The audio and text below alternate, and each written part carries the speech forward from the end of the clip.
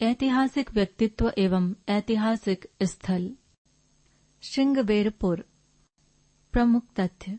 इलाहाबाद से 22 मील उत्तर पश्चिम की ओर स्थित सिगरौर नामक स्थान ही प्राचीन समय में श्रृंगबेरपुर नाम से प्रसिद्ध था। रामायण से पता चलता है कि अयोध्या से वन जाते समय राम, सीता और लक्ष्मण के साथ इस स्थान पर एक रात के लिए ठहरे थे, जहां निषाद राज ने उनकी सेवा की थी। ये नगर गंगा नदी के तट पर स्थित था। भवभूति ने उत्तर रामचरित में भी इस स्थान का वर्णन किया है। महाभारत में इसे तीर्थ स्थल कहा गया है। अनुश्रुति के अनुसार यहाँ श्रृंगी ऋषि का आश्रम था, अतः इस स्थल का नाम श्रृंगबेरपुर हुआ। डॉक्टर बीबी लाल के निर्देशन में श्रृंगबेरपुर में पिछले कुछ वर्षों से उत्खनन कार्य चल रहा है।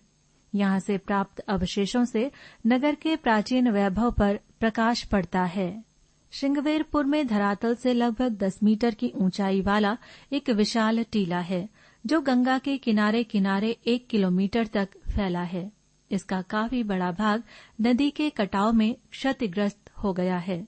इस पुरास्थल को पुरातात्विक मानचित्र पर स्थापित करने का कार्य शिमला उच्च अध्ययन संस्थान एवं भारतीय पुरातत्व सर्वेक्षण विभाग के संयुक्त तत्वावधान में KN दीक्षित एवं बीबी लाल ने किया। यहाँ 1977-78 के बीच टीले का उत्खनन करवाकर महत्वपूर्ण संस्कृतियों का उद्घाटन किया गया। श्रृंगबेरपुर टीले के उत्खनन से 7 संस्कृतियों का पता चलता है। पिथुंड। प्रमुख तथ्य। कलिंग नरेश खारवेल के हाथी गुम्फा लेख में इस स्थान का उल्लेख मिलता है, जिसके अनुसार उसकी सेना ने दक्षिण भारत पर आक्रमण किया तथा इस नगर को ध्वस्त कर दिया। इसकी स्थिति आधुनिक तमिलनाडु प्रांत के मद्रास के पास थी। सिलमा लेवी के अनुसार पिथुंड पिहुंड का ही नाम है, जो पांड्य राजा का एक प्रमुख व्यापारिक नगर था। टॉलमी इसे पितुंद्र कहता है। यह स्थान मुक्ता मणियों के लिए प्रसिद्ध था। जैन ग्रंथ उत्तराध्ययन सूत्र से पता चलता है कि चंपा के व्यापारी जलियान द्वारा पिथुंड नगर को जाते थे। खारवेल ने इसे जीतने के बाद यहाँ से मुक्ता मणियों का उपहार प्राप्त किया। नागार्जुनी कोंड। प्रमुख तथ्य। आंध्र प्रदेश की राजधानी अमरावती से 35 किलोमीटर दूर वर्तमान गुंटूर जिले में ये स्थित है। परंपरा के अनुसार बौद्ध दार्शनिक नागार्जुन से संबंधित होने के कारण इसका ये नाम पड़ गया। महाभारत इसका प्रारंभिक नाम श्री पर्वत मिलता है। 7 वाहनों के राज्य में यह स्थान था।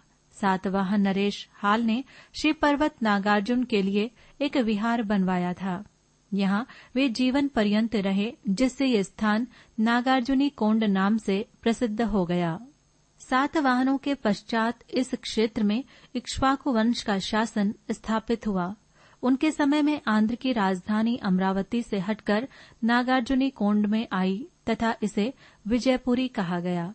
इक्ष्वाकु राजाओं ने यहाँ बौद्ध स्तूप तथा विहारों का निर्माण करवाया था। नागार्जुनी कोंड का पता 1926 ईस्वी में लगा। 1927 से 1959 के बीच यहाँ कई बार खुदाइयां की गई, जिससे बहुमूल्य अवशेष प्राप्त हुए।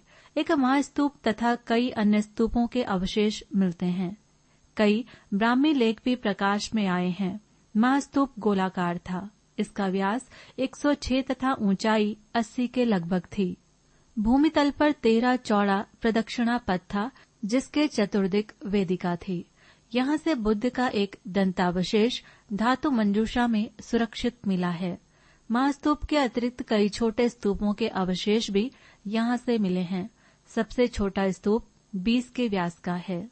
लेखों से पता चलता है कि इक्ष्वाकु राजाओं की रानियों ने यहाँ कई विहारों का निर्माण करवाया था। यहाँ कुल विहार तथा सीहल विहार नामक 2 बड़े विहार बने थे। यहाँ से एक मल्लशाला का अवशेष भी मिला है, जो 309 गुणा 356 के आकार की थी। इसे पक्की ईंटों से बनाया गया था। इसके पश्चिम ओर एक मंडप था। चारों ओर दर्शकों के बैठने के लिए चौड़ा स्थान था। नागार्जुनी कोंड के अवशेषों को देखने से स्पष्ट होता है कि ये महायान बौद्ध धर्म का एक प्रसिद्ध केंद्र था।